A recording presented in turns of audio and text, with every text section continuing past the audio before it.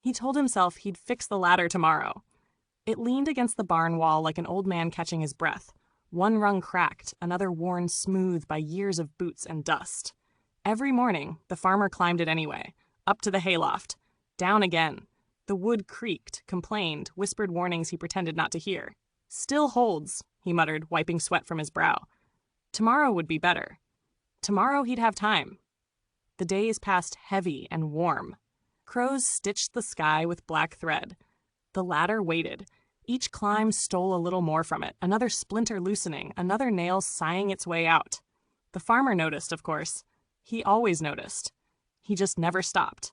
Then came the morning the storm rolled in early. Wind rattled the barn doors. Rain tapped a fast, nervous rhythm on the roof.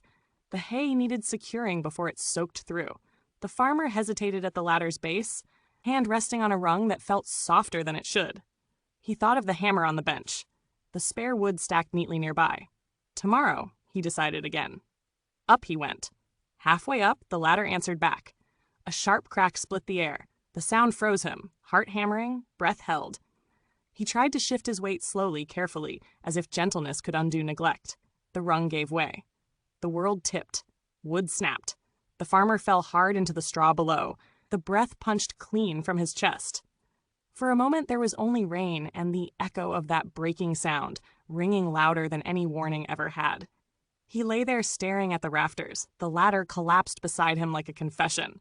Pain throbbed in his leg. Not broken, he was lucky, but enough to keep him still. Enough to force him to listen.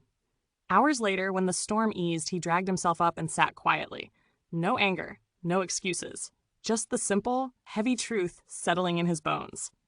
It wasn't the ladder that failed him. It was every tomorrow he had leaned on instead of acting. The next day, moving slow but steady, the farmer fixed the ladder. He replaced the rung, drove in new nails, sanded rough edges until the wood felt honest again. When he climbed it after, it didn't creak. It didn't complain.